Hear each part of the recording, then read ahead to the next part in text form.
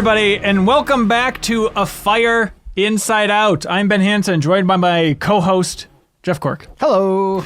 Jeff Cork, Yes, this is confusing for everybody involved. So here's what's happening. We have a podcast about the band AFI. Mm-hmm. It's called A Fire Inside Out. Correct. It's been going for, I don't know, a decade at this point. I reckon a decade or so. It's been going for a long time. Believe it or not, it's been a bit dormant. Why is that? Well, the band wasn't releasing that much new material. The last episode was covering their album Bodies in 2021. Yeah. And we said, we'll be back. We said basically, sit by the candlelight because the Dream Car episode is coming up soon. Yes. And then we didn't get to that. Yeah. That's on us. So thank you for listening, everybody. It's an honor to be back in your headphones, broadcasting it from your car stereo as you drive around, whatever you do in your free time. Here's the other confusing thing.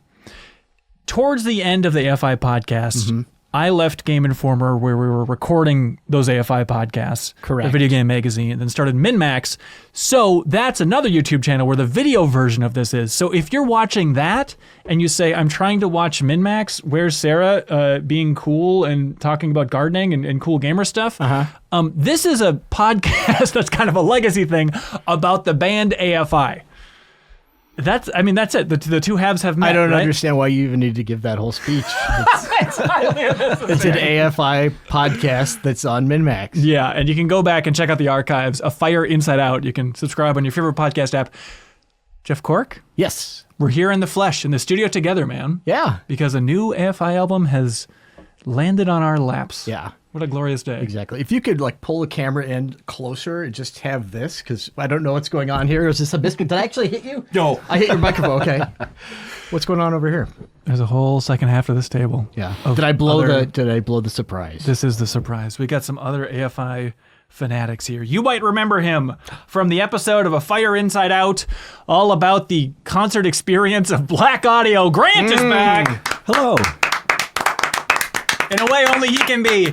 And joining us for the first time on A Fire Inside Out, a man who did not know what podcast this was until 2 minutes ago, best friend Ronnie. Hello.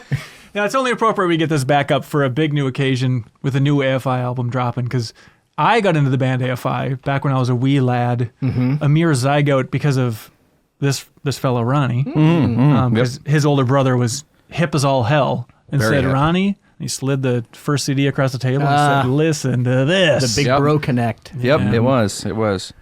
Do you know what album that was? Black Sails? I think it was Art of Drowning. Okay. And then we went back to Black Sails. And then you held hands and listened to it together and said, my God. Yeah. Do you also, is it from your older brother as well? Is this like a Big Bro band passed down?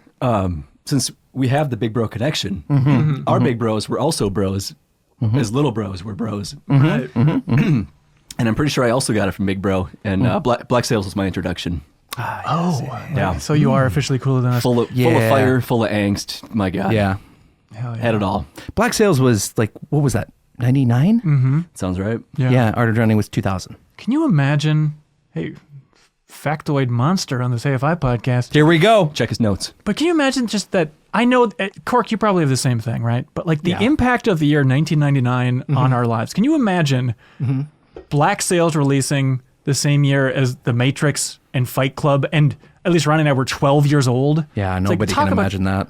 It's just like a dart to your brain of like, Yeah. hey, here's a big cultural impactful thing. Absolutely. Yeah. Some things have aged better than others. Do you have that, Cork, like when you were 12, or is 99 still a special year for you overall? 99 was a big special year. Yeah. Yeah. Because I remember I was working at a newspaper, and it was one of those things. I know. Don't laugh. At my local, Not what I was expecting. for elementary school, I had a little paper. All the neighbors thought it was so cute, and I was on the copy desk at this little baby newspaper. It's extra chocolate milk is dangerous. And everyone makes fun of it now, but like the Y2K thing, it was like genuinely like, is this going to be a problem? So just watching The Wire and just saying like, okay, well, New Zealand seems to be okay. They're still here. So people were in the office worried, like at the newspaper? Well, we're there putting the newspaper together still. Okay. But like, you could like worry in the background. Oh, okay, cool. Yeah. That's nice. Well, welcome everybody. We have assembled on this day, and I was really obnoxious about it. Cork and I, we're old seasoned pros at not talking about AFI unless Right. they're being recorded. It's very easy to do at home. just with your wife and kids. It rarely comes up. Yeah, it doesn't come up very often. Yeah, but I had to be a real monster when the new AFI album dropped for these two. Where I had to send them texts like, just don't have a flurry of texts where you guys are sharing all your Right. thoughts. How many exchanges have you two had None. about the? Is it radio silence? Scrub the text. I already did. Don't you unlock your phone here, Ron? No, we really haven't talked about any of it actually. No. Yeah. Awesome. We're good. Okay. Yep. Well, that's the There was one time where I did kind Okay. of there was one time where I think I was a little bit testing to see if Grant was willing to, and he immediately shot back. God, what did you say? So Ben's gonna know. Yeah, Ben's gonna know. Yeah. And it's true. And the more that I thought about it, it's just like he would somehow tease that out of us. or you just blab about it on a podcast and confess to all your sins. But we are talking, of course, about the biggest album releasing on October 3rd. Forget Taylor Swift. Get on out of here. Although also her 12th album. Isn't that a funny little coincidence? They both What? dropped Is on it the same really? day. Yeah. Wow. They're completely synced up in that way. Really banged him out. Yeah. Oh, yeah, no doubt about it. She's flying through those things. But of course, the album called Silver and Cold Bleed Black Midnight Sun, affectionately shortened by AFI to Silver Bleeds the Black Sun. Absolutely. Little remix. Did you think the same thing when they announced the name of the album? It's like, that just seems like a jumble of previous AFI song words. titles. Like I don't know. It's just yes. But we're here, baby. I was in the weird camp of like, they released a couple tracks ahead of time and stuff. I was really waiting for the full experience. So I could listen to this thing front That to was back. smart. Yeah? Yeah, You I guys were... What were the singles? Well, the Behind the early Clock was the first one released, right? Yep. And then Holy Visions. Yeah. And then Ash Speck and the Green Eye came out like 2 days before. Oh, I didn't know that. Okay. Oh, really? Yeah. Oh, wow. Okay, so we're jumping into this whole thing. Jeff Cork, Yes, sir. we don't have to dive into your thoughts on it, but what's your listening experience for the new AFI album? Are you driving in a car? Are you sitting in a bathtub with your feet up like Geralt from The Witcher? What's your strategy? Yep, in a big oaken tub. Oh, yeah. People have tried to no clip, but doesn't work. Nice try. No, I don't drive as much as I used to. So it's all been sitting around with headphones while I'm like doing exciting spreadsheety type things at work, or lying down on the couch, lights off, just letting it wash over me. Yeah, I think that's the way to go. It's like, it needs to be a specific strategy. Like, obviously, listen to a new album that's as important as a new AFI album. It's like, you I'm gotta, sorry, are we boring you? Ronnie? I was just looking up your old newspaper. what's Really, the Earhart. opposite of a Pulitzer? Because you got a lot of them. Push alerts, or Pukitzer. I don't know. But it's like you want like the full experience, listen to the full album front to back. And so like I was driving out to my parents' place like 2 hours from here, Minneapolis is where we're based. so you listen to it 8 times. I was much, yeah. surprised of like, oh, that is way shorter than I expected. Yes, so really, I absolutely. listened to it multiple times on that card in a way I was not expecting. Fun fact, second shortest AFI album. Wow. Okay. Second shortest being, or first shortest being. I guess they answer that and stay fashionable. Yeah, I was just fast. Congratulations. Yeah. Anti Stay Fashionable comes in at 28 minutes. Very Proud of Ya is longer than this album at 39 minutes. Okay. But I feel like every song on that album is like 2:05. You know, it's Yeah, like it just yeah, moves yeah. so fast. Yeah. So that's surprising. But it's also like 19 songs. yeah. Does anyone want to guess the longest album? Sing the Sorrow. December Underground. Interesting. Sing the Crash Love. Sorrow comes in at 55 minutes, 54 seconds. That is the longest. Wow. Yeah, December Underground's 45 minutes. This type of fun fact you can only get here. I was surprised. Body is 36 minutes. It's a short one. It's Oh, also I a didn't short know one. that. Yeah, I kind of forgot that. What about Blood? I'll tell you about Blood. Gotta And be- welcome to this podcast, by the way. Gotta be 40. Gotta be. Gotta be. Try 46. Oh my. Oh, Try 46 whole minutes. okay, Hell yeah. all Was the first inkling of this new album just when the internet began to whisper and, I started to get pinged on Blue Sky and social media and stuff about like, are these guys still alive? Is that what the whispers were? they're talking about us? No, the AFI. There is. I mean, this is the larger AFI conversation. Is everybody coming out of the woodwork to be like, this is not my AFI. What is this? AFI has changed. Like, yeah, where have you been? Like, it has been nothing but change. Yeah, nothing but. Yeah. Literally since Sing the Sorrow. People have been having the same conversation for 22 years? It goes even further. Of course, yeah. Like from Shut Your Mouth to Black Sails. You're right. What's this? Yeah, Is just this not our thinking first about time? homework anymore. Yeah. Recycling. What about my mohawk? I still cruise the AFI subreddit from time to time, so I saw some rumblings a little bit ahead of time. Okay. Did you see a lot of people saying this, like, not my AFI? I mean, I have to imagine that's kind of muted by now. It's still out there. That still out there, yeah. take drives me nuts, too. We can get to that later if you want. Yeah, no, but I think like first rumblings that I think I heard was people being like, I don't know, it's paparazzi photos of people being like, have you guys seen Davey Havok's new look? Well, have you seen what this guy's going for? That is noteworthy, I'd have to say. It's genius. Look, I know it's coming from a very sincere place. Genius marketing of just like splash image, new sound for this album. Davey, how can you shake up your look in a way that people just if they see a picture of you say what? Yep. Looks like he spent the last few years in Jumanji and came out there. Album release. Yeah. Lurking on the set of Once Upon a Time in Hollywood. It's like, his hair is so long and it just looks like a little cute lamb's hair. It looks like your hair right before Extra Life. Yeah, when I shave it all off. And a mustache. It's a lot. Mustache, yep. It's a lot, but it's, believe it or not, it's surprising, and then it's like, oh, that's pretty cool, actually. I do like it. I love that he came out with the full beard ahead of time, too, before he went down to mustache. Yeah, Just and he like, can... Just Grizzly Adams out there. Grizzly Adams, and he can... Quite a beard. Yeah. Quite a beard. Yeah, he's doing a great job. But like, it's been so nice to kind of reconnect in some ways, you know, to have AFI release a new album every couple of years and just like check back in and be like, oh, that's right. The AFI community is so sweet. Like, oh, AFI News headquarters. What are they up to these days? Like, there's just like a pocket of sweet AFI community out there that is nice to this podcast. They've been unbelievably sweet. I forget if I told you this, Cork. I think I might have sent this to you, but like, we're lining up. We have a big charity stream happening October 18th here called Give to the Max here. And lining up like auction items for the charity auctions and stuff. And I was talking to somebody from Kepler, the video game publisher, and they're very sweet. Jack over there, shout out. And they're like, oh, yeah, my partner was actually on your podcast in the past. He's a big AFI fan, helping to run AFI News headquarters. Like, oh, just what a weird, small bubble of people. That's amazing. Yeah, for the AFI fandom. But it's been sweet to reconnect with folks. And thank you, everyone who remembered that this podcast existed in any way. I think that's the sweetest thing. But Presumably. Yeah. I think there's going to be those people that like this is going to show up in their feeds and they'll be like, what was this podcast? I subscribed to again? I remember looking forward to a Dream Car episode. Other than that.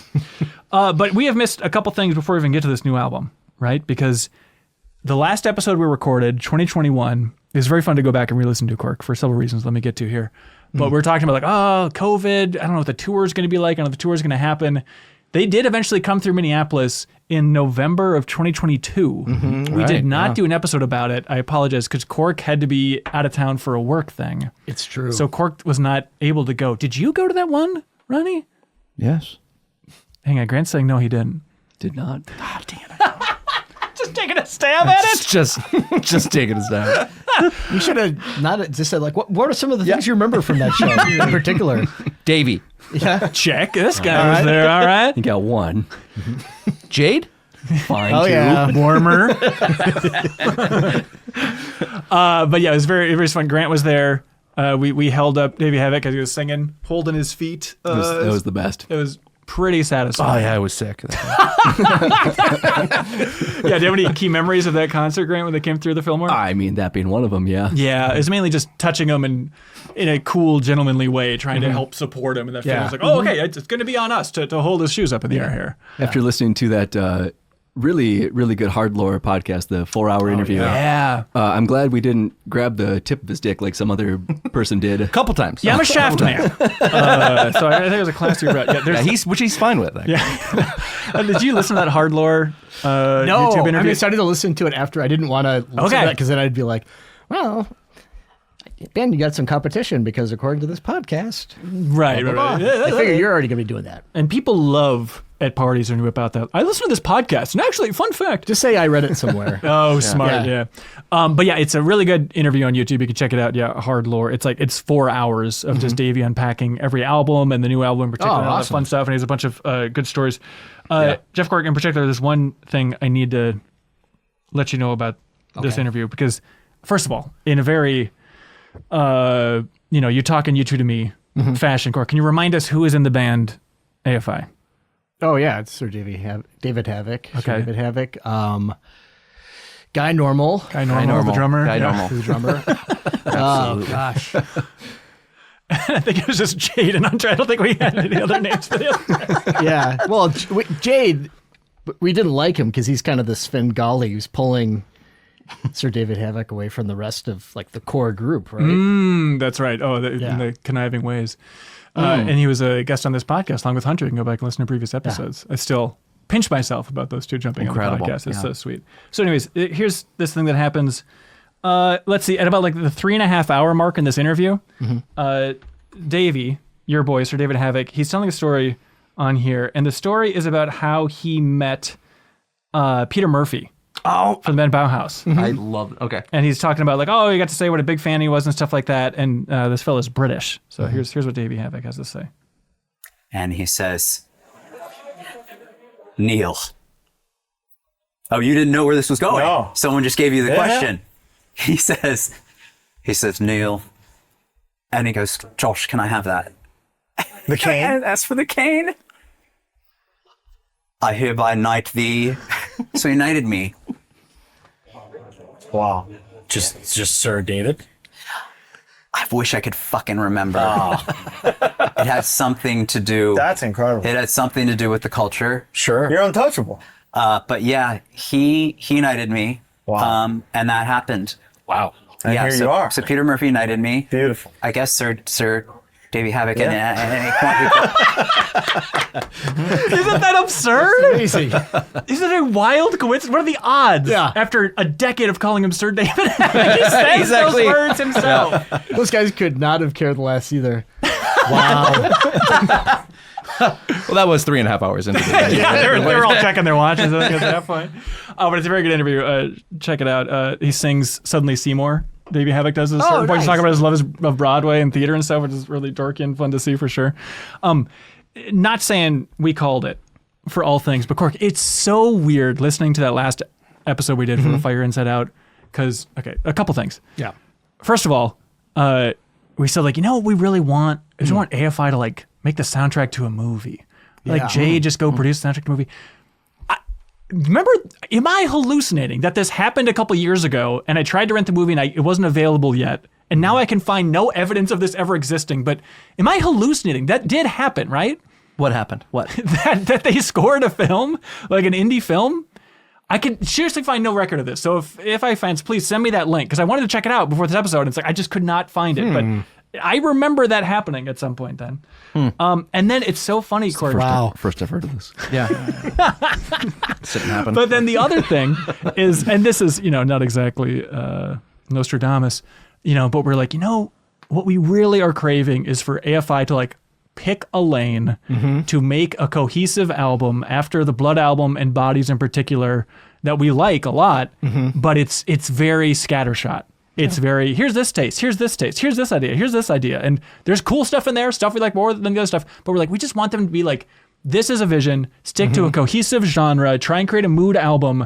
And then the entire pitch for this new album is what if we made our mood album, as Davey Havok puts it. He's like, I think for our fans and for ourselves, we just need to like stick with one thing. Because in that interview and other interviews that he's done, he talks about like, he's like, if we just made like another Bodies, where it's just kind of like a scattered batch of songs, he's like, it's just not going to move any needles. Yeah. Maybe Bodies didn't Sure. move enough needles for them. I don't know exactly their perspective on that entire thing, but just the idea of like, we need to try something new and something they haven't done for a long time, if ever, is to have something this cohesive sound-wise, right?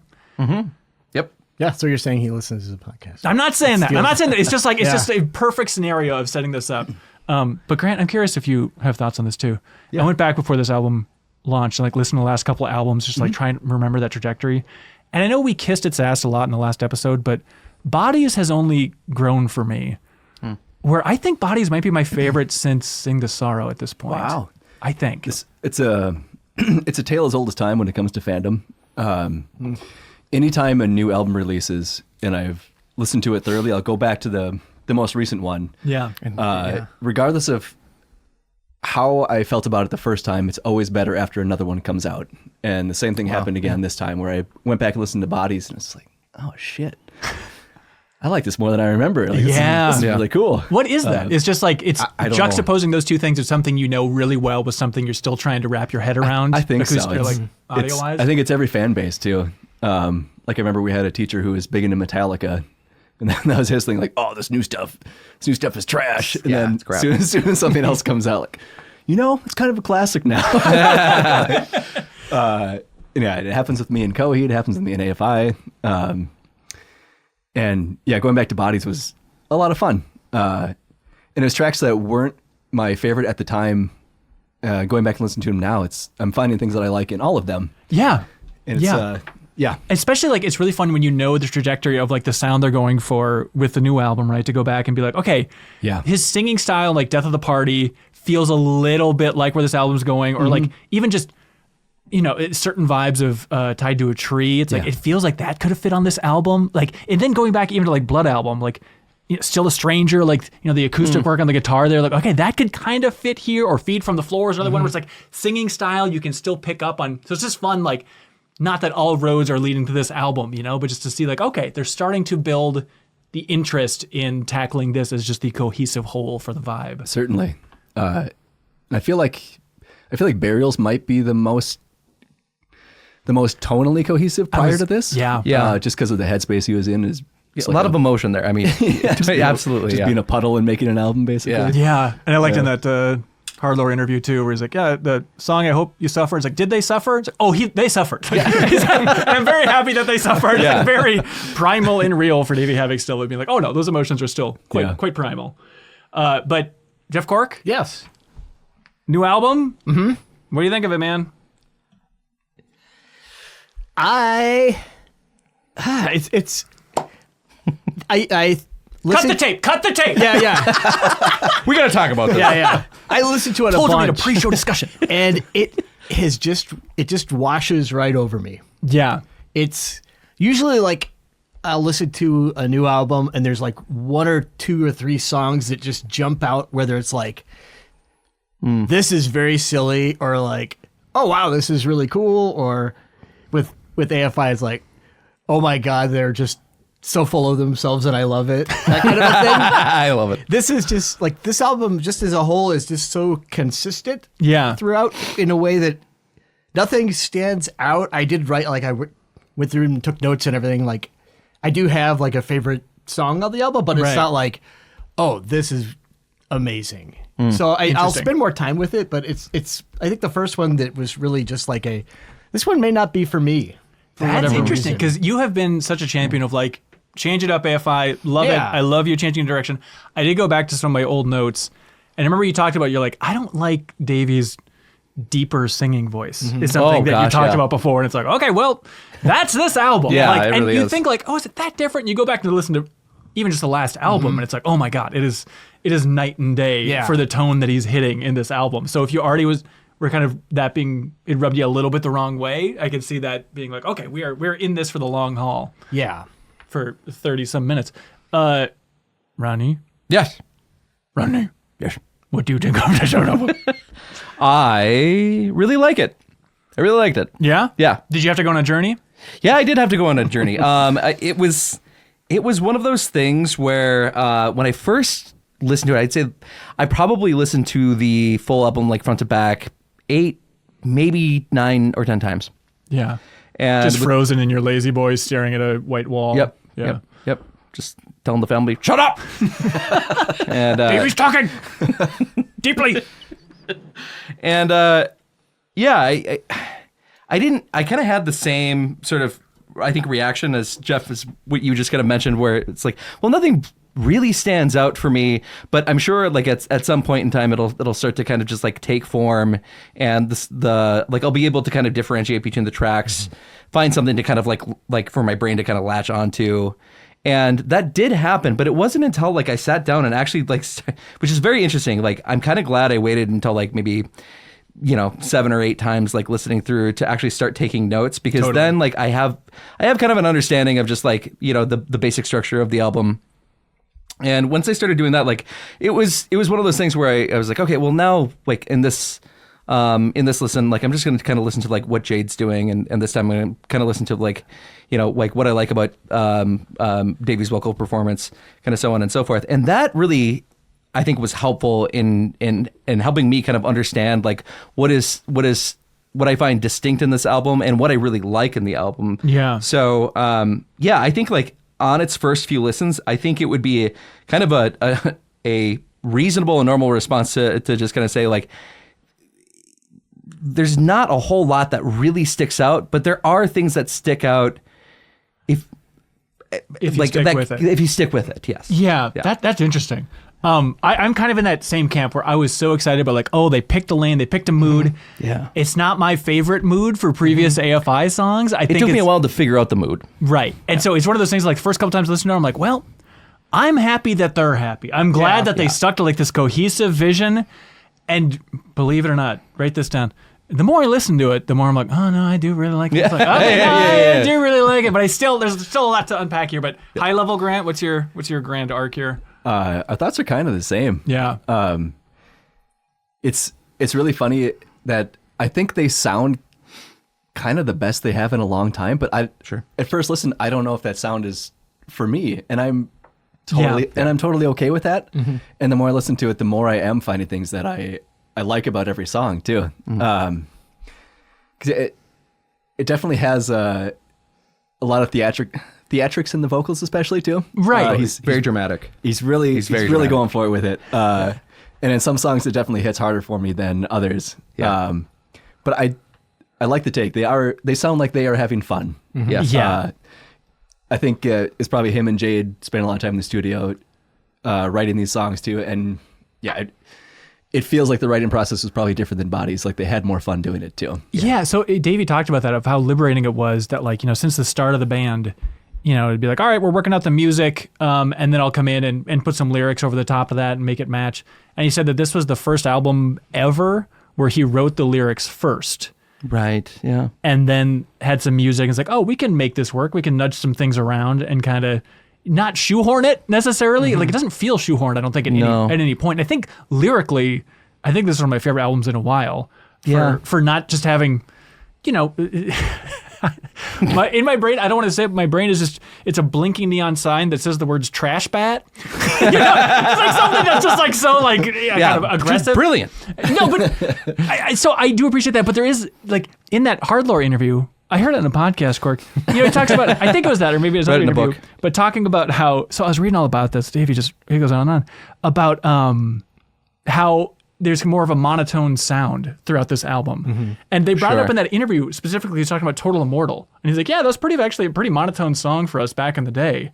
And so thinking about then this, it's like, it is the more monotone nature of his singing performance a result of him writing the lyrics first, because then it's easier to slot into whatever the music may be. But if you're writing the lyrics after, you're maybe more on the journey of the instrumentation and following that pitch, That's super insightful. But I think at the same time, the more I listen to it, the more it is, it's Jade producing this, his third time, I think, producing the Is it full his third album. time? I think so. So did he do Blood and Bodies? Yeah. Okay. He did the Blood and he did the Bodies. No bones though. That's next. That is absolutely fingers next. crossed. But it's like there are so many sounds in this album. I don't think it's distracting. It's not like wacky circus time. We've just listened to like, what? All these different sounds, instrumentations happening in every song. It's like they pack so many sounds and so much audio variety in a really beautifully subtle way that's the layer that I keep appreciating more and more. It's like, oh my, there's so much going on with this song that I didn't even pick up on before. Yeah. And it's not cluttered. It's also not overproduced. Right. I was going to say, I think you really hit a stride on this one. I agree. Yeah. Everything has space. There's room. Yes. I don't want to talk too much about Coheed, but you can. Production stuff for me in the last few albums is just like wall of sound type thing. Sure, yeah. And then going to this where it feels like things are peeled back and I can hear each individual layer. Absolutely, you have space to breathe, like everything does. Yeah, but it's really concise, really good. That's I was focusing on that a lot too. Of just like for an album that's so moody, trying to hit a theme. First couple listens, I was like, it's weird that like an album that's going for kind of a dark mood, is that the dark new wave, yada yada mood.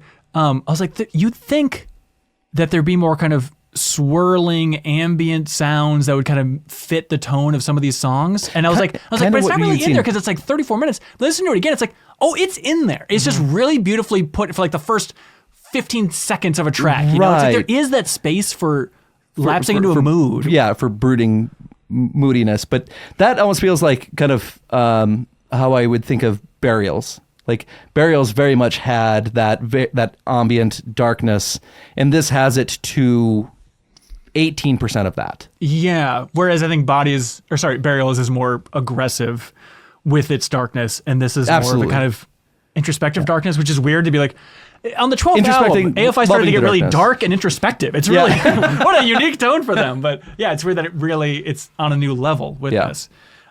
Should we listen to a little bit of the first track? No!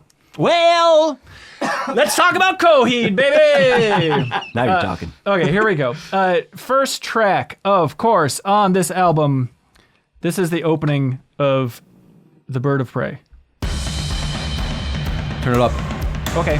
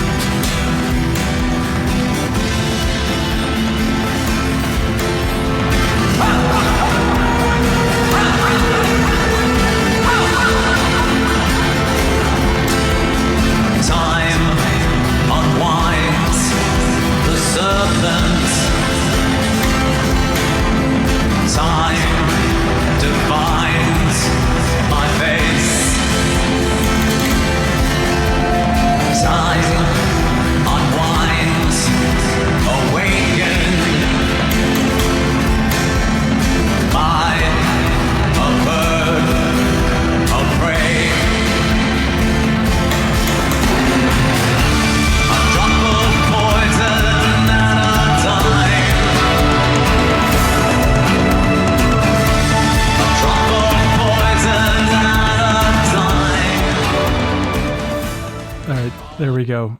Sorry for the subpar audio quality. Listen to the album on your own time, everybody. Buy the album, please. Wow.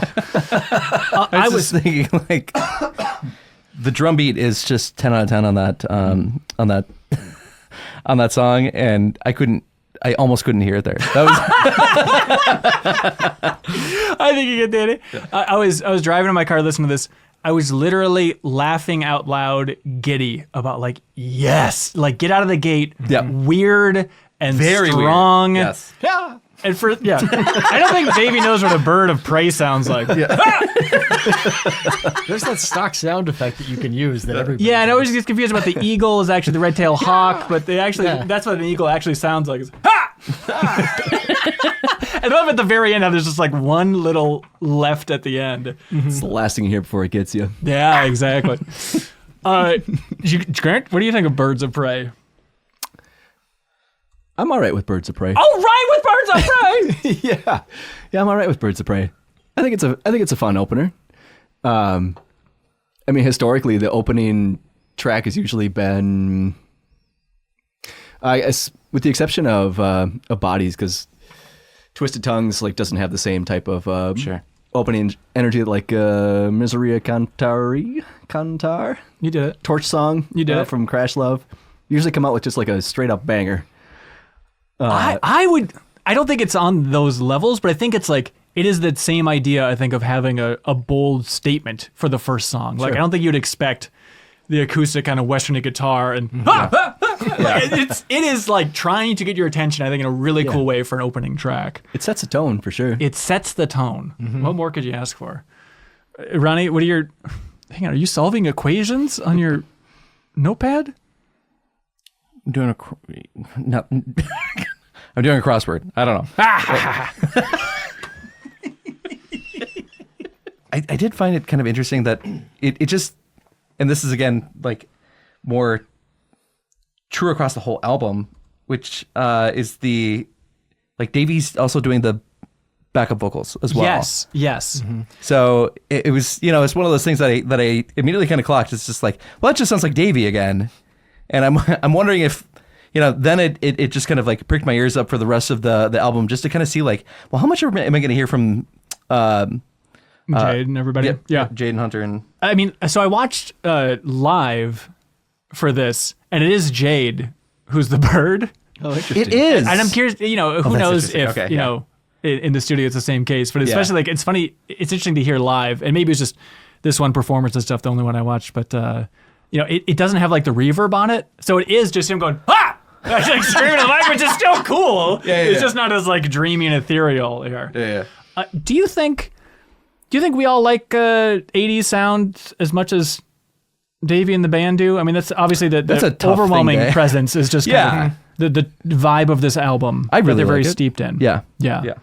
Cork, you just on a lot of the Cure back in the day and stuff? Oh yeah, so like it reminds me of like a lot of this album is just kind of like the second side of Disintegration, where these songs just kind of go on, and it's not a bad thing, but they're just more like ambient texture type things. You could see there's a lot of that in this album as well. I feel like I need the primer course. I'm musically very illiterate. And I need like, not the direct references, but like I need a list of just the inspirations, because all the interviews I watch with Davey Havok and the band, they're always just like rapid firing through all these bands, and genuinely I'm like writing down like, how do they spell that name? I can't find it. I was like, but the little bit that I can pick up on when I go and actually research and listen, it's like, okay, this is slotting into a bigger picture that I think is really helpful to understand what they're inspired by. Like, Jade, he wrote on the official site here that we started with something that sounded like Echo and the Bunnymen.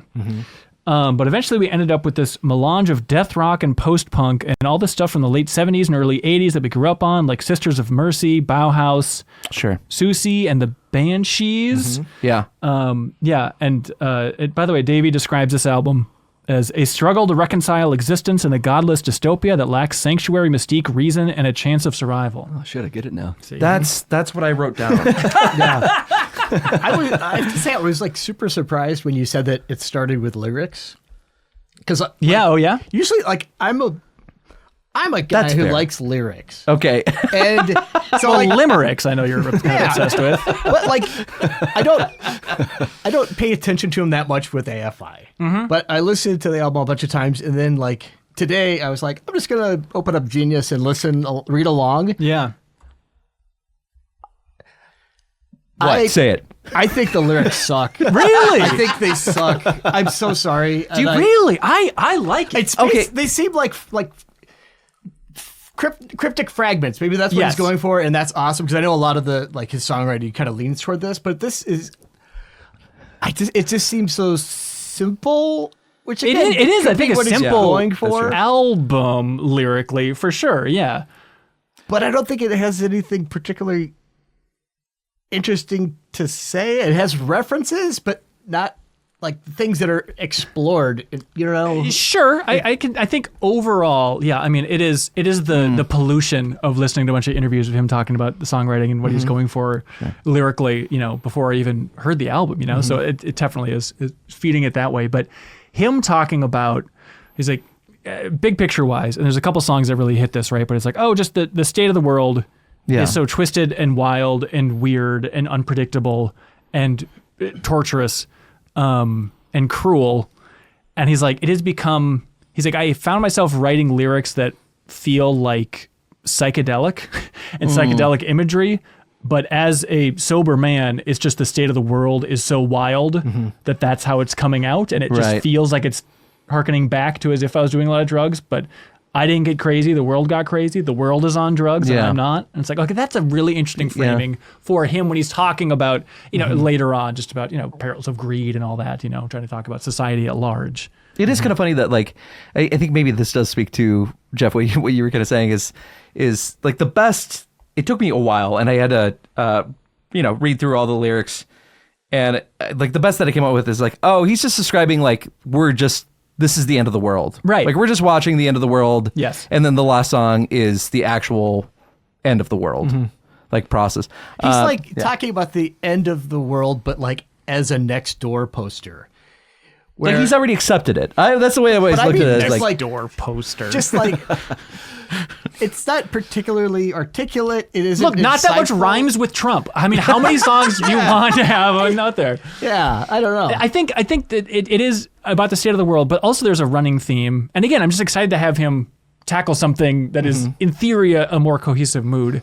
But there's a lot of like longing for women in the lyrics too, if you really want to read too much into that. And maybe that's just kind of the inspirations, more romantic 80s music and stuff like that. But I think it is kind of the kind of pain of the world and the pain inside, a bit of a fire inside, if you will, going throughout it. But let's jump into Behind the Clock, the first single.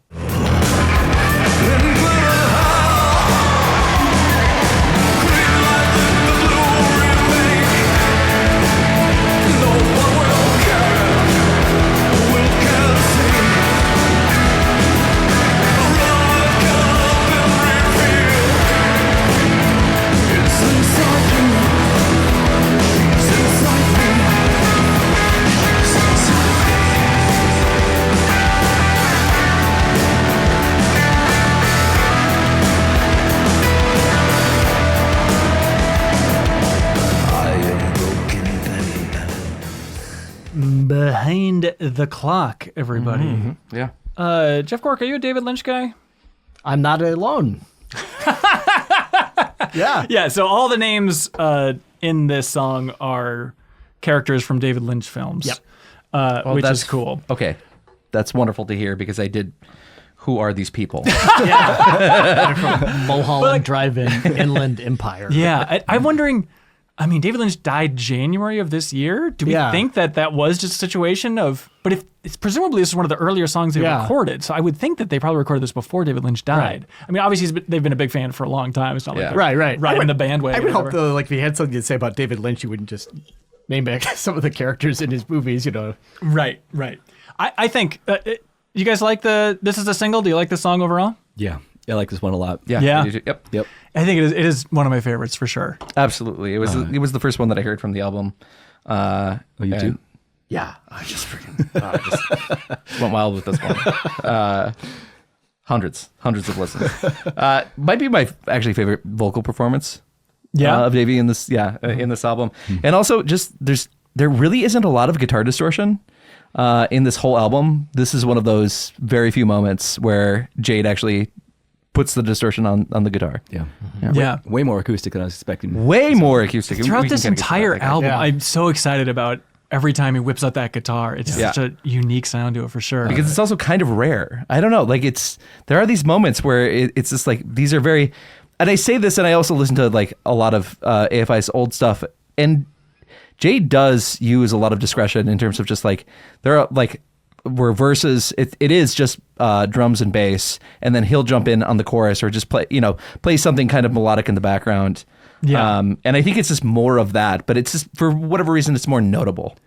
I could praise his guitar playing alone just for a podcast. Honestly, his note selection and chord progressions, I play guitar poorly. He is so goddamn good. Honestly, like underrated. It's weird to say, but yeah, I think so. And especially with him producing the entire album. Yeah, there's a song later on that it's like, if you just only pay attention to the guitar work, it's like, what is going on here? Yeah. This is so wild. The fact that it's just been him for 27 years too, doing rhythm and lead and just choosing what to layer in studio too. Yeah. And also choosing what to play live and still having like a full sounding feel to it. Yeah. I don't know. Dude's a pro's pro. He's really good. Dude's a pro.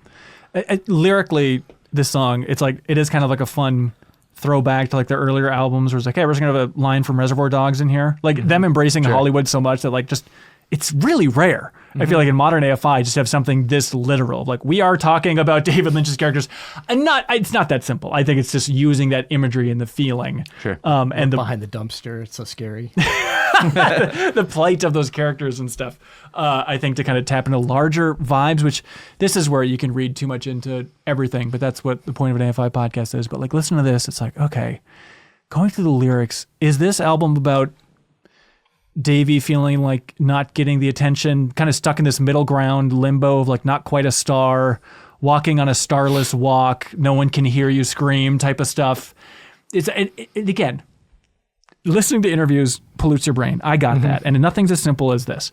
But it does feel like they've just been on this struggle of like, we hit it so big, December Underground, Sing the Star, so huge, and it feels like every album they released after that, it's like, we love it. Yeah. And people like it, but there's always this feeling of like, all right, this one isn't making us safe for the rest of our careers. No, you know, yeah, and yeah. I think that must be frustrating to run up that hill over and over again. And that's my reading of the lyrics here. Yeah, and I would also, say the process of listening to those interviews probably does give you an understanding of where they were psychologically, like when they were writing and making this album. Yeah, that was something that they talked specifically about in that last podcast. Quite a bit. Yeah. It's just like, and you have to imagine that like the way that they're articulating and sort of conceptualizing it now today, I don't think it's too much of a stretch to also like come to the conclusions that you have been on like how to interpret those lyrics, because that has to have such like a profound impact on, think about it. It's just like, he even said it at some point, like, we thought that we like weren't going to be necessarily like a stadium band, but something just below that. Like, that's kind of where I thought we were going to land, and we aren't. That didn't happen, right? But it's such a weird space too, because it's like they have such a great fan base. The shows rule. They're so good live. Yep. It's like, I think they're, I would imagine, selling pretty well on all their tours. They're not coming to Minnesota, which is a little offensive for this latest tour. Really you know? sucks. Yeah. To start in Wisconsin, I know, so close yet so far. Where And then in look Wisconsin? Madison, the Sylvie. at that. Yeah. I take that. I've been there. It was one fine. shade below every venue in Minnesota. Okay. Literally Yeah. All everyone. right. Yeah. Yeah. But it is like, it's interesting too to hear him talk about like, oh, you know, this show was great. Everyone was there singing along. The crowd was right there. Like you Yeah. can tell like that energy is so important for like, this is landing, this is hitting, this is great. And this entire album, I think like kind of tough to sing along to. And so I don't know how they gauge the success from the crowd during a live show. Yeah. With these songs. Some songs I think are you Yeah. can, you know, like there's definitely some where it's like, okay, this is the part where you can really get into it. But like behind the clock, it's like, oh, this sounds great. I'm going to really bang my head and sway not like you getting- wouldn't possibly imagine, you know? Yeah. Well, listen to the bass. And so if you're, not that they're needy, but they're artists, right? And so it's like, how would you perceive that if you're playing the new stuff and suddenly everyone's just like, yeah. Like if you're used to people shouting your lyrics in your ear as they're Yeah. pinching your wiener, which again, we don't encourage. No. I do. No. I think it's like the first track, it seemed as though like the door was opening to like talking about getting older, and which I imagine is a very difficult thing for a band. Yeah. And especially like a band that image has been so important for so long. Yeah. Right? And I was really excited to get more of that throughout the album, which it clearly was not as they're not as interested in exploring that. So it's like talking about like 2 more albums. how fame is fleeting. I think that's like a less interesting version of talking about just like your fame is fleeting, and also, my dude, you're getting old. Yeah. That's just, you know what I mean? You're going to find Yeah. you're going to be irrelevant in a lot of places in your life. Well, their last And album what's was called that like? Bodies. I'm sure they're thinking about their corporeal form a little Wrinkled bodies, though. bit. Did you guys check out the music videos? No. Oh, really? Okay. No, I this one didn't. is very, believe it or not, very David Lynch. Yeah. I've seen this one only. Okay. Yeah. It's interesting just to see like this kind of new era of music videos for them, where it's like they're not micro budget, but it's not. We're so far past the like huge, expensive, bombastic music video event. It's like, right. oh, we'll make this look Beautiful cool Thieves, for like- sure. Yeah, right. Yeah. But like we're gonna be playing the music and have some trippy imagery in here. Like the Holy Visions music video is much more into that psychedelic stuff, Sure. where it's just kind of long cross dissolves, Technicolor stuff, which feels very, very 70s and stuff like that. Davey's voice, his singing tone here. I think there are times where it feels like it's like an effect that Jade's playing with. Like it's pretty low in the mix, you know, sometimes. And I don't know how much of that is just how deep he's going for here, but it's never been my favorite tone for Sir David Havok. And again, I'm glad they're picking this mood and everything Yeah. and having a consistent vibe, but sometimes it just feels like he's like, you know, when you have something in your throat, when you're like swallowing a muffin, it's like, you know? Yeah. It sounds like he's swallowing a muffin at the bottom of a well sometimes. Yeah. It's like, you know what I'm talking about?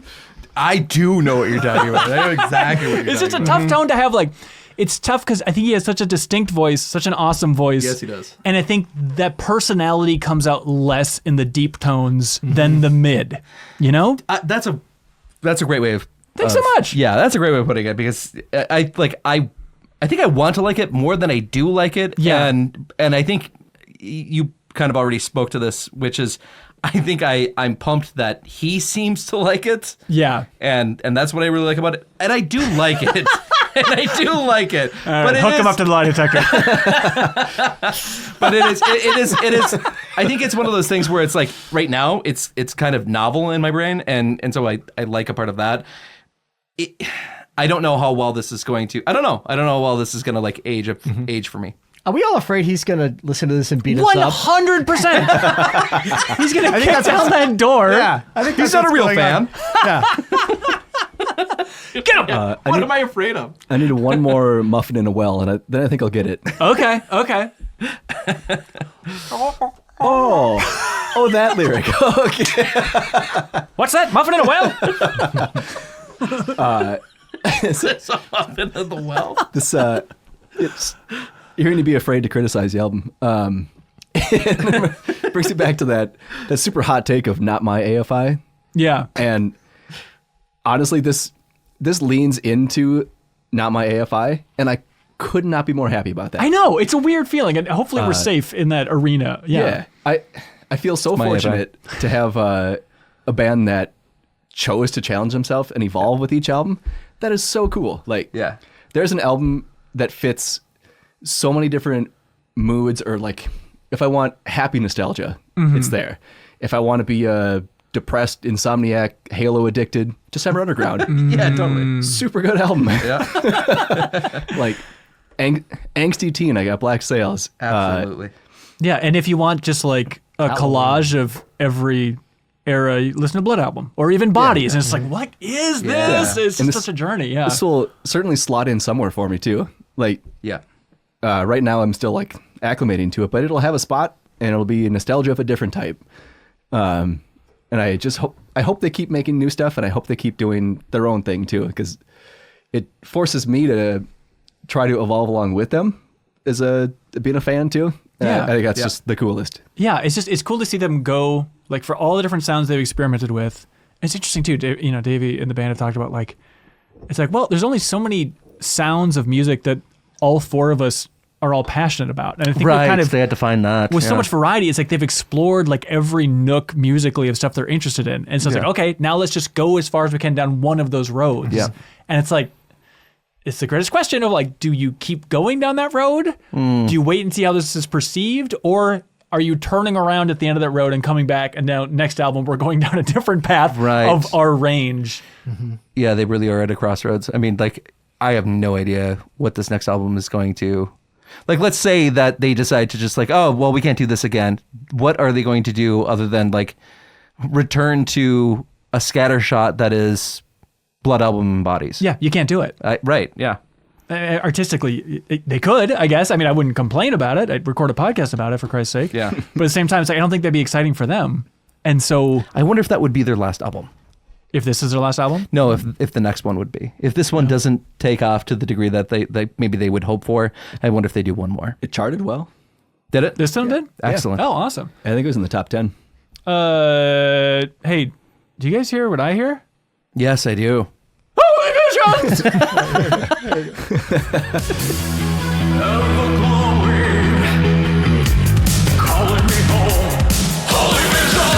Do you do the backup of this with us?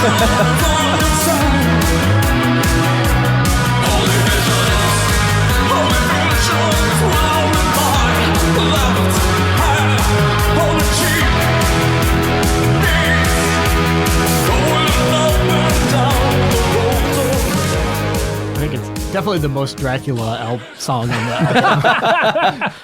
Yeah, there's the music video. The top comment on YouTube said, "This feels like the song that rolls on the credits to an 80s horror movie, and I'm here for it." Oh, excellent. I like that. I Yeah. think that is pretty cool. I like this. It's a surprising single, I guess. I wasn't expecting that to be the second single from the album, but looking, it's like, I guess, okay. Yeah, I guess I can yeah, see it it. works. Yeah, yeah. I love it. Holy visions! I love this song. Do man. you? Oh, Yeah, great. it's Oh, so good. great. Good. Yeah, this is a toss up for being my favorite on the album. And so really, okay, so they hit it with the singles. They, Yeah. they nailed you to the Yeah. crucifix with this one. The bass line is so damn cool too. So good. Yeah. All right. Let's see. There's a little. Taking that dog for a walk. It's up the the triple. It's the triple diddle thing that he does. Like He's diddling? It's a triple diddle. He's diddling, guys. I mean, Ronnie in particular, you're much more bass inclined than I am, you know. Sure. But like, I think the last couple of albums we've been like, this bass work is like, it's much more in your face. And this one, it wasn't until deep listening before I was like, oh, okay, obviously the bass work is still there. It's just not. It wasn't as amazing. All right, there we go. Yeah, it's absolutely amazing. Like this is maybe, I don't know, maybe my favorite Hunter album, at least in the last like 5 or so. Wow. Yeah. No, I 5 goes back quite a ways, you know. just don't quote me on that. That's one album ago. Hey, listen to this. Yeah. Great bass here. Really highlights the bass.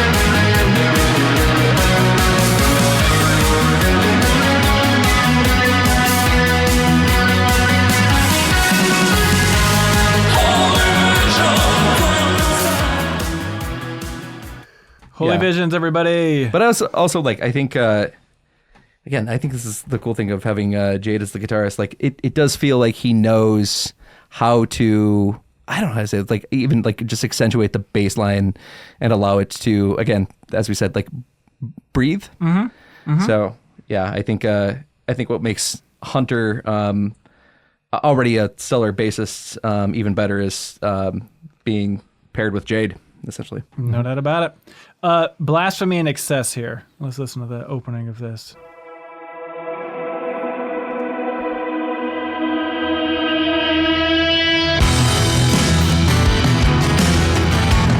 Come on. Come on. This is the fist pumping. Yes. Yeah, More and of again- this sound. Another stellar bass line.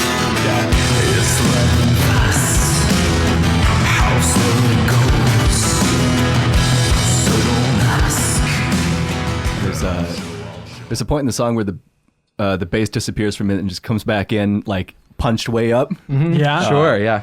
Yeah, with just like a do do do do do do. Yeah. Some hammer-ons. It's just, oh my god, this is the other front runner for me. It's between this and Holy Visions. Really? That's really? okay. I That's love interesting. this shit. Yeah. Yeah. The guitar work is so good here. Can you go to the chorus? Like I wrote down chorus is great, and I'm trying. It needs to be validated. And it really does. I just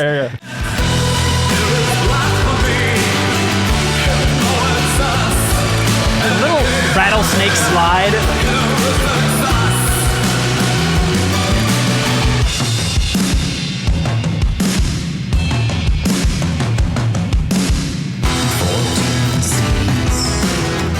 Yeah, the bass work is unbelievable in this Yeah. song. And just, this is the dorkiest reference ever, but there's a couple of these tracks when he's leaning in kind of that Western acoustic guitar sound yeah. where it feels like the Terran music from StarCraft 2. Oh, interesting. You know? Okay, I can see it. Yeah. And so genuinely, when I was driving and listening to this album, I listened to it a couple times, then I was like, I'm going to go listen to all of the Terran music from StarCraft 2 because I'm just craving that kind of like driving drums, acoustic Western sound. It's very good. Next. You can just stand up and leave in the middle of a podcast. That's how this works. All right. What? Come on, sit down. Let's talk about AFI, man. Spirit Truth is the next one here. Another moody instrumental opening here. It's like this type of stuff where it's just, what is this?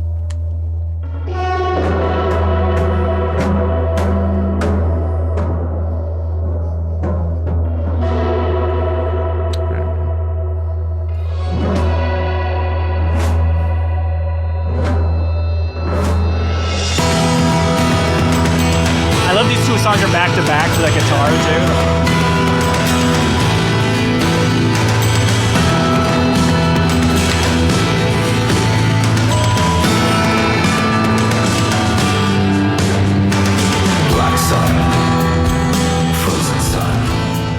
This is a real grower for me. The more I listen to this one, just Interesting. full on Western vibes. I want to be Yeah. riding a horse into the sunset while listening to this frickin' song. It just keeps building throughout the entire thing in such a cool way. And also, it just, Jeff, to your point earlier, I was just like, about the lyrics and then the things that he just says. Black Sun.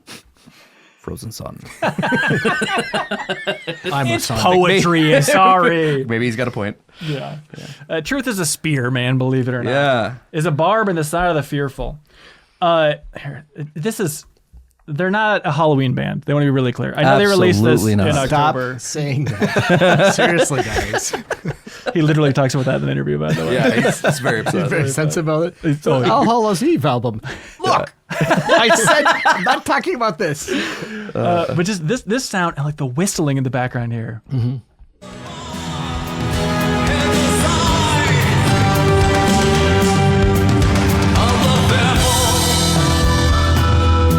Oh, yeah.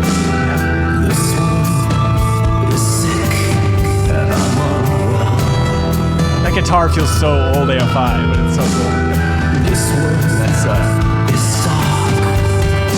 That's the thing with this too. That's like, their DNA is in this too, Yeah. and it's it shows up like in Holy Visions. It sounds like it's kind of poppy, and all of a sudden he'll just hit you with a minor chord at the end of like a chord progression, and it's just Sure. like, oh, of course, There it is. of course, Yeah. yeah. It's their sound just wrapped up in a slightly different package, but it's still there. Yeah. When you get down to the bones of it, and that's Right. That's that's sure. the fun part. I do think I don't know if this was like super intentional. Part of me was just like, oh, is Jay just kind of like trying almost to like take a little bit of a backseat because he's producing? But then I thought like, well, he's produced the other, like you said, the other two albums, prior to this. He's really showboating on those two. He's really, God, yeah, and that's a good point too. He's not necessarily showboating on those ones either. Every track it fades out and it says, made by Jay. Audio credits. Puget Sound, you might say, right? So, but I do find like still the guitar. I still find the guitar, just like those little moments, is very enjoyable, and it's just like, yep, there it is. Like Yep. it's still Jade. And This he is the one finds that his kills me. signature This sound. is Ash Speck in a Green Eye. But just listen to the guitar's descent in this song.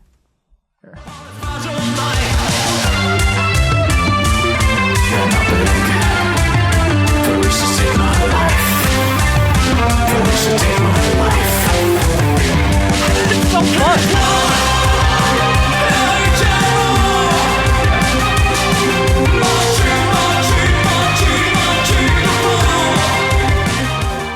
This is maybe my least favorite on the album.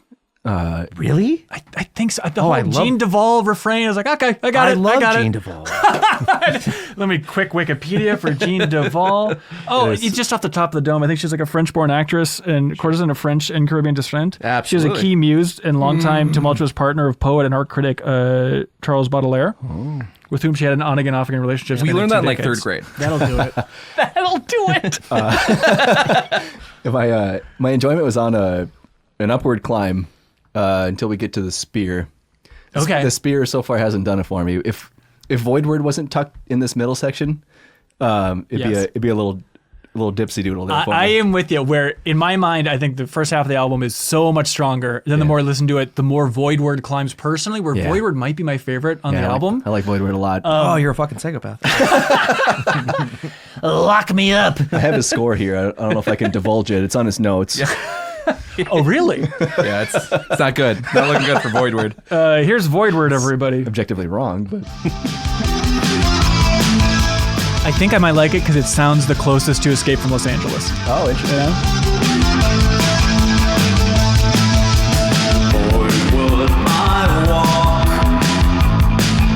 That bass work. Here's its interface.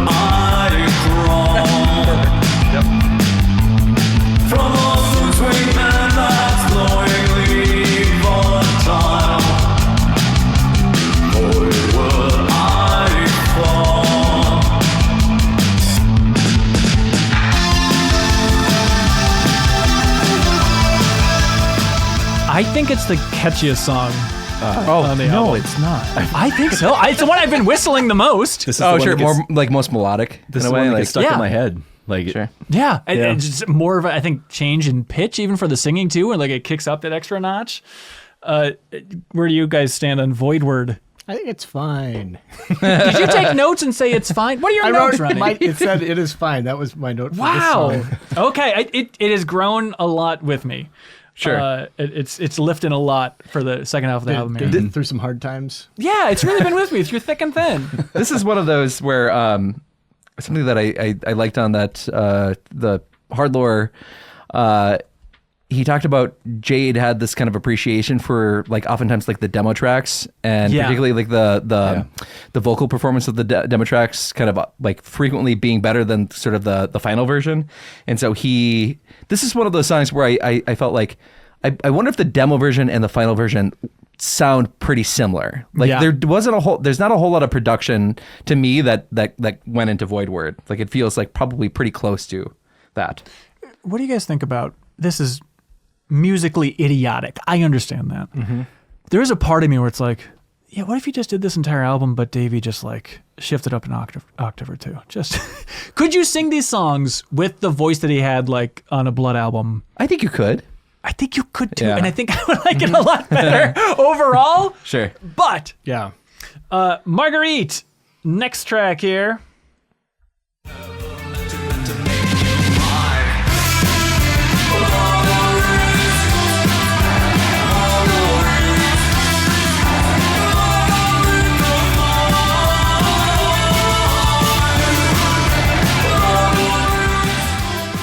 I'm not nuts about Marguerite. No, sir. This is my least favorite song. Yeah, Likewise. yeah. I think I'm with you. I take it back. Ash Speck. Hang on, Jeff Cork is dancing in the room to Marguerite. Yep. He's in Margariteville. I love it.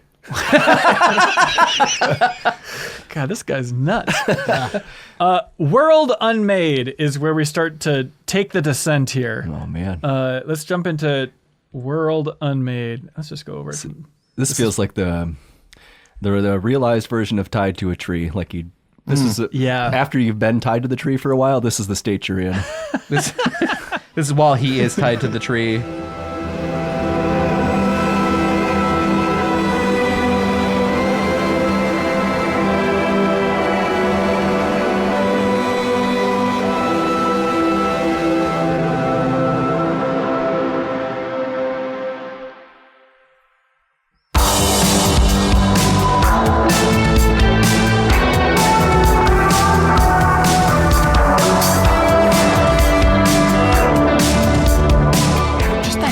This is like you're banging a big oil drum underwater or something, you know?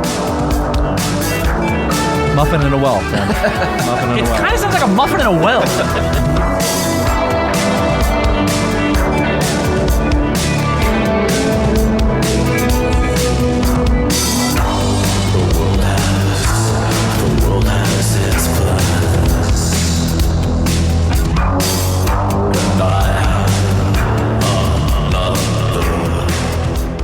He don't like the state of the world, Jeff Cork. That's the idea. I think, like, lyrically, look, it's not. plans. This is not going to be, hanging on my wall lyrically, but like that line about soon the world's out of time because I got mine, just dealing with greed and stuff. Around, like I think that's solid. I like it for just cohesive vision for the Donald song. Trump's got a big orange rump. Yeah, really take that. I don't know if that's going to age well, but it's distracting because I think I like a lot of the music that they're influenced by. Right. So my brain was just fixated on this sounds like this song. This sounds like this other song. Right. It feels like. But if we only listen to AFI, it's like, how did they invent the D note? This is also original. Yeah. You did this into the microphone, you say? Percussion? What? Now that's music. So you can't get it out of your head. I see. Yeah. There's this kind of funky sound I wanted to show off later in the song. Yeah, what is that? Where do they get their ideas from?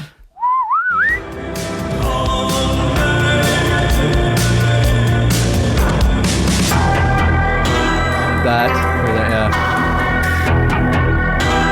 It's like John Carpenter. Yeah.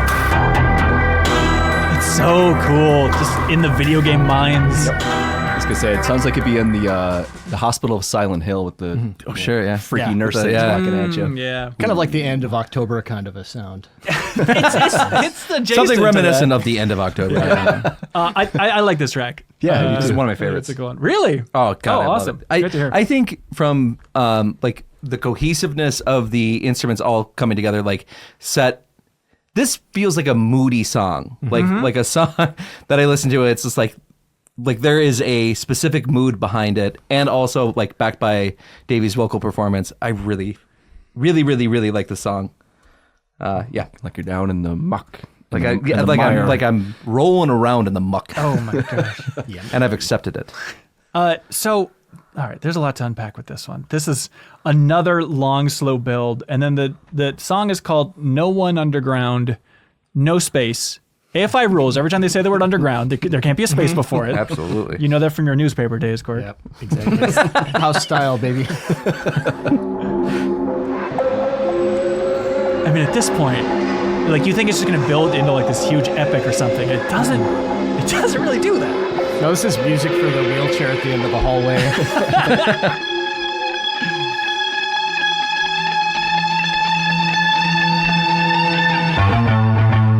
I just love it so much.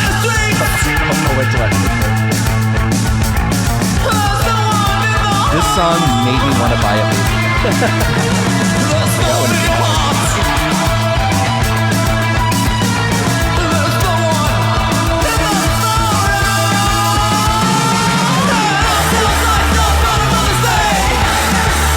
When I hear this live, I'm going to go just ape shit. What are we talking, like finger drumming? Oh, just Yeah, he's gonna throw his shit like an ape. I think is what it You're means. gonna spill so much of your drink on yourself. Oh, sorry. sorry, Davey. I like this song a lot. So, Pumped up. I saw a description of this song before I heard the album, Okay. and somebody described it as rock lobster, and I'm like, I wish I hadn't heard that. Totally. I was waiting. Oh, you for this, ruined it. like, yeah. What could this possibly be? Yeah. And yeah, they kind of nailed it. Yeah. It is such a weird tone. There are points here. Let's see if I can find it here later on. It's the in best song of the album. You like it? Absolutely. I love. Okay, It's like an AFI song. All right, here we go. it's the only one I rated at 10.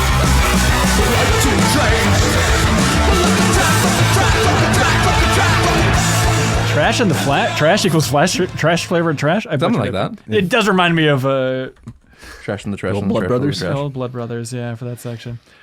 It's so weird because it doesn't really feel like pure old AFI. I'm trying to imagine if it was like if he No, was it's singing not. like in a higher pitch. Like it's not really something that would fit on like Very Proud of You or something, but it's in that thrash vein more than their stuff in a long time. It feels like an homage to all their stuff together, kind of. Yes, In a way that yes. I was like, I want that. I want a whole. yeah. I want a whole album of Yes, that. of course, that's what we want. That could be next. Yeah, Right. I would love that. Yeah, So that'd be great. you just picking up the tempo, just more of kind of the punk vibes is what Yeah, you're and missing. again, I like mean- this is like a total like chill vibe, laying down, being sad, kind of a thing Right. too. Yeah. But like, I have like, I can listen to the source material for that kind of stuff. in a lot of Interesting. ways, you Okay. know? Yeah. This one, it is such an odd one for the end of the album, right? It's like Yeah. we have a cohesive mood Like a hidden album. track. But Yes, not yes, hidden. that's exactly it. Yeah. And when it gets to the end, then it does just feel like this a good point, rug pull of like, you thought you knew who we are? Fuck you. You don't know who we are. We're Yeah. AFI. You know, like we're always going to surprise you. Yeah. And literally, this song ended, and then it went right back to the Birds of Prey, and I was like, oh, I must not have downloaded all the songs on iTunes. Like there was no universe where this was the That's final the end. track. Yep. Yeah. It's End it. such an odd choice. Yeah, it is. And in that, just check out the Hard Lore interview, everybody. But in that interview, Davey talks about like how they tried moving it, and he was like, he's really interesting in KG. He's like, it's really important that this song was at the end because of what's to come. As he had some way of phrasing it like that. Like you couldn't find another place to put it. I don't know. He said that the band tried to move it, and he was really adamant. They're like, nope, this because of what is to come, this needs to be at the end. Which Okay. if it's big picture, Yeah, narrative-wise sure. for the I'm evolution of the down. band, like. I like this song so much. I was halfway convinced I was going to say how much I liked it, and you're going to be like, Oh, yeah, in this interview, he said that they wrote it as just a total joke. They said, let's write the dumbest shit ever. And they just like put it in there. Like, yeah, why not? I think I do like it less than you guys. If everyone's 10 out of 10 perfect on this song. Oh, like, that's great. I love it. Yeah. And is it because of just, it feels like it has some energy of old punk? It does, yes, AFI, even that- if it's different? Like, It is that. It is a lot of that, and also just go listen to Dumb Kids on Blood Album. Yeah, I can't do. beat it. Oh, okay. Yeah, no, I really like it, and but also again, this kind of does reinforce the bass on this album is some of my favorite, and Okay. this song specifically, I love Hunter's bass. Yeah. It's so good. It's so driving. Anyways, sorry. No. Sorry. No. Sorry, Grant. I was just gonna. This one's somewhere in the middle for me, honestly. Oh, okay. I think I'm with Yeah. you. I think I'm with you. And I am so thoroughly disappointed that they didn't come to Minnesota. I know. Yeah. They rehearsed 72 songs. What? I've been looking at the set lists, and they Yeah. are just absolutely amazing. Shut up. No, I'm Yeah, with you. Let me they're- pull up. This is Madison's. Are they set playing list. Chicago? I don't know. We could go to Wisconsin. It's on September 30th. They already. Yeah. That was their first Yeah, show. it's come and gone. Yeah. And so they opened, Ronnie, with Girls Not Grey. Okay. At their first show of the tour. Then Love Like Winter. Then End Transmission. Then Behind the Clock. Oh. They did not. It looks like there's not that much from the new album. It's interesting. You know, then Behind the Clock there. Then Killing Lights. Boy Destroyed the World. Marguerite. Beautiful Thieves. Escape from Los Angeles. Oh, boy. Holy Visions. A Single Second. Come on. Are you Holy kidding Visions me? to a Single Second. Yeah. 17 Crimes, Snowcats, Rabbits or Roadkill, I Hope You Suffer, Days of the Phoenix. Encore. Oh, my God. Encore. Don't worry, there's a clear line. This is the encore. Then it's The Bird of Prey, Silver and Gold. So, Wow. What a weird start to the encore to go with Birds of Prey. I know. Birds of Prey. Yeah. Well, they were like in the back, and you could just hear the sound. It echoed across the Madison Arena. What's that sound? It's the birds. They're coming back to the stage. And that time you knew it was Jade. Instead of chanting one more song, the crowd just chanted, "Oh!" And the cities after that too honestly got better. Yeah. Yeah. There's stuff off Very Proud of You that they're playing too. It's like, Wow. yeah, they're spanning, when did that come out? 1995? 6? Yeah, I was gonna say 6. I think. Yeah. 31 years. It's wild. Oh, earlier this year, I was so close to seeing them. I went to Sao Paulo, Brazil with Jacob Geller. Yeah. And they had posters all over Sao Paulo being like, AFI is playing with System of a Down. But it was like every street, it was an AFI poster. It was so cool. And it was their show was like 2 days after I left. Oh man. Because I saw that and I got so excited. And Jacob's like, if on our big trip to Brazil, you bring me to an AFI show, I'm going to be so mad. Like, dude, that sounds so fun. yeah. Yeah. So mad. Yeah. Well, Jacob. For the opportunity. But that, of course, is Silver Bleeds the Black Sun. A thinker. Not a stinker, Jeff Cork. That's it. Overall, it's a... yeah, I mean, there's songs I like on it, but I think as a whole, there's not like, I don't know what I'm saying anymore. Yeah. I mean, your vibe fine. is that I think you've enjoyed this album less than any since, like, Very Proud of You. Shut your mouth and open your Yeah. eyes. Like, that era, I feel like. Yeah, I think That's so. interesting. I know, right? I know, right? It is interesting. That was the angle I'm going for. Yeah. What can I do to I mean- really foul it up? Honestly, prior to this, I made a little tier list in my phone of albums. Yeah. And this is, I mean, admittedly, it's in the bottom. Yeah. But I still like it. I'm in Yeah. that same camp. Yep. Mid to bottom, I think, for me. But overall, I'm giving a wholehearted applause of like, they did it. They did the thing that we really wanted them to do. Yeah, and it's absolutely. cohesive and pretty cool. And there's probably people who are like, this is the sound I want forever. Cool. Yeah. Just keep doing what we want. That's what I say to them. But not like that. If for everybody who puts it at the top, I couldn't be more happy. Yeah. Sure. Yeah. Yeah. Ronnie, you got final thoughts on this one?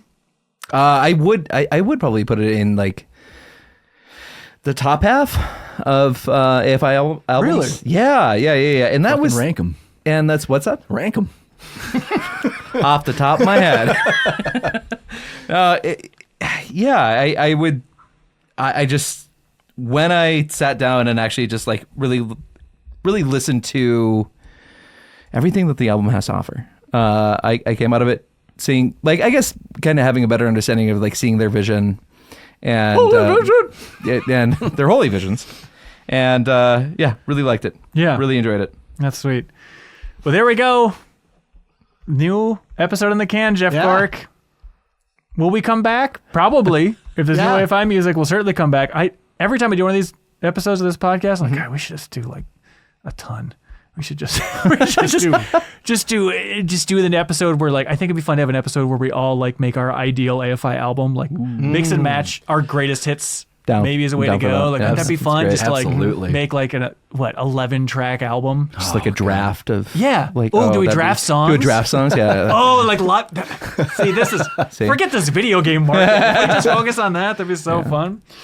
All right, Jeff Cork, thanks for being here, sir. Absolutely. Thanks for having me. Thanks for continuing this journey that'll never end as long as the band never ends. And when the band Please don't stop. calls it quits, we're deleting the podcast forever in solidarity.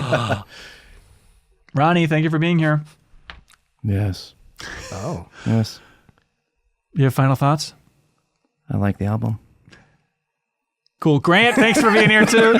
Absolutely. Thanks for having me, man. Absolutely. You can subscribe to Fire Inside Out in your favorite podcast app if you want to hear dozens and dozens and dozens of more hours of AFI talk. Or if you're listening to this, you can always check out our YouTube channel, youtube.com/MinnMax, MinnMax, for a lot of video game stuff and other stuff beyond that. We talk about movies. We talk about other albums in there every once in a while as well. All right. Thanks so much, everybody. Until next time, AF, bye. Bye.